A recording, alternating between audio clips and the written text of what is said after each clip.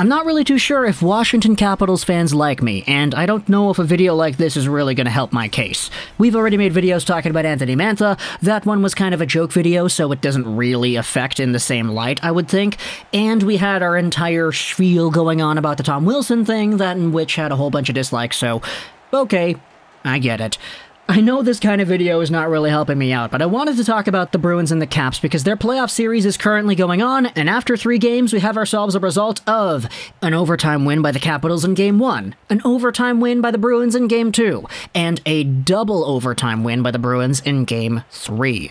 It's kind of crazy because overtime is anybody's game. Literally one bounce can change the entire course of a series, so the fact that we've had 3 straight overtime games in this series just kind of proves how evenly matched these teams are, how tight it is, how cool it is for Chara to be going out there playing against his old squad. But yesterday's game saw ourselves a double overtime victory by the Bruins, where Ilya Samsonov is ultimately the victim of a very, very bad decision. I'll read you the stat line right here. Ilya Samsonov made himself 40 saves on 43 shots against, a .930 save percentage in 85 minutes time on ice. On the other side, you had Tuukka Rask, had 35 saves on 37 shots, so he was really good as well. Ultimately, though, the Boston Bruins were absolutely nuts in this game here, especially in the overtime period. Ilya Samsonov was the best Capital out there in the first overtime period, and it's his first game coming back because we all remember he was taken out because he was in protocol, and now he is in a position where, as a 24-year-old goaltender, he is literally playing his very first Stanley Cup playoff game ever. And I think the shots in the first overtime were like 16-4 or something crazy like that for Boston. And Samsonov was there doing it all, keeping the team in the game. And so what happens in the second overtime period? Well, the puck gets sent behind the Washington net. Samsonov comes out and he sees that he's got Schultz coming back as a retreat. Okay, cool. We've got a guy coming back. He's going to get the puck. So I'm just going to stop it here and then just go back into my net.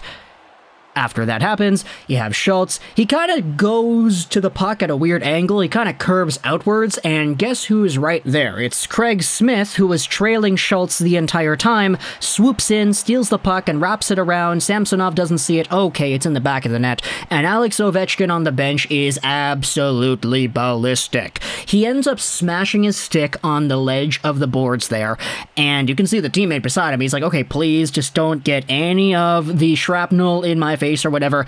And then Ovechkin goes out there, starts yelling at whoever it is coming back over onto the bench.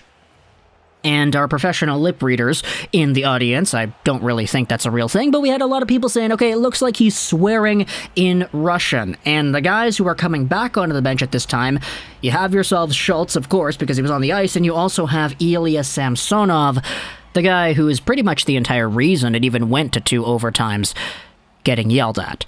At least that's what it looked like. Not really too sure. He could have been saying stuff in English, but it didn't really look like that, just based off of the people who were reading the lips and looking at Russian swear words on the dictionary. But Alex Ovechkin, man, I don't know how I feel about that. Just like seeing the guy who is definitely very frustrated. I don't fault the guy for being frustrated at a moment like this where you're in a playoff series and all of a sudden, boom, a really bad mistake costs you a game. But come on, just think about it. Sure, Samsonov made a mistake, but just judging the guy based off of his entire performance in this game, was it really necessary to go out there and yell your head off at this guy, start swearing at him in Russian?